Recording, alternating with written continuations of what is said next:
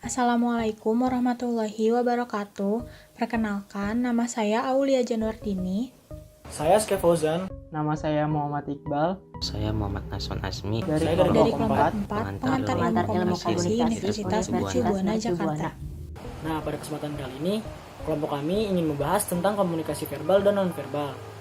Dari dua jurnal nasional, yang pertama berjudul Kasus Pasangan Homoseksual di Jakarta, dan yang kedua berjudul Kegiatan Belajar Mengajar di Rumah Bintang Gang Rangkasuni.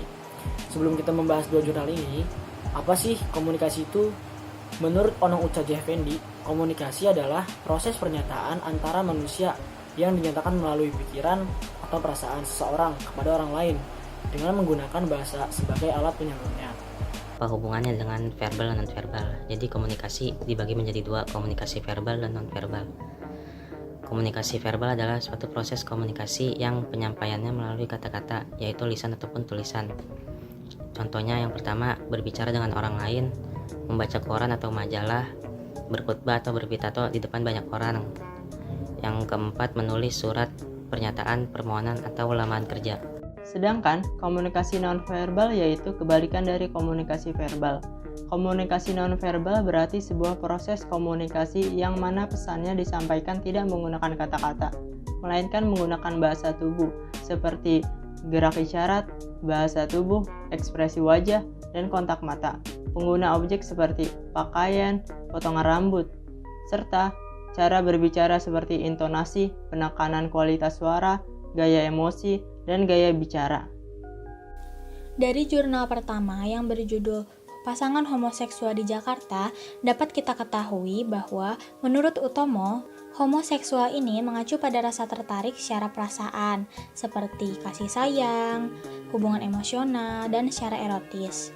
Baik secara predominan atau lebih menonjol, maupun eksklusif atau semata-mata terhadap orang yang berjenis kelamin sama, dengan atau tanpa hubungan fisik.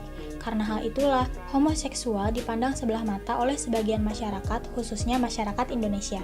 Pada dasarnya, manusia berinteraksi dengan komunikasi verbal maupun nonverbal, begitu juga dengan kaum homoseksual. Komunikasi verbal mereka melalui kata-kata.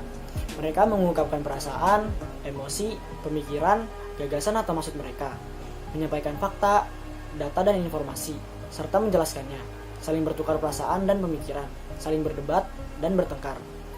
Dari hasil penelusuran peneliti, kaum homoseksual biasanya menggunakan bahasa-bahasa khusus.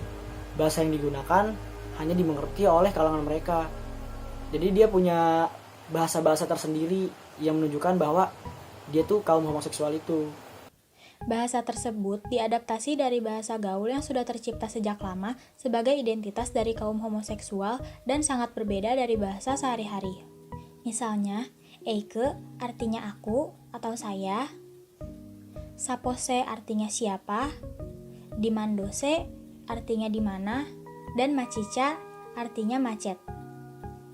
Namun, ada pula kaum homoseksual yang tidak menggunakan istilah-istilah tersebut. Dari hasil observasi peneliti ditemukan bahwa komunikasi nonverbal homoseksual biasanya menggunakan bahasa tubuh yang kebanyakan digunakan oleh kaum perempuan, di mana jika berbicara kaum perempuan cenderung lebih lemah lembut, dari cara jalan yang berlengak-lengok dan juga dari cara berpakaian yang lebih menonjol daripada kaum pria pada umumnya.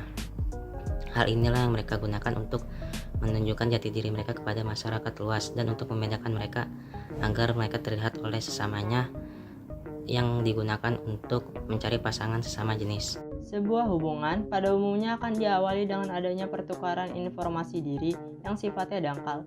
Seiring dengan semakin akrabnya hubungan, maka pengungkapan diri atau self-disclosure akan semakin mendalam. Lama hubungan juga berpengaruh dalam penggunaan komunikasi verbal dan non-verbal yang dilakukan pasangan homoseksual. Semakin lamanya hubungan yang dijalani, semakin memahami komunikasi verbal dan non-verbal yang dilakukan setiap pengguna. Kondisi dan situasi mempengaruhi komunikasi verbal dan non-verbal, terutama komunikasi non-verbal. Jika dalam situasi di mana pasangan berada di tempat umum, mereka tidak melakukan sentuhan, layaknya pasangan normal.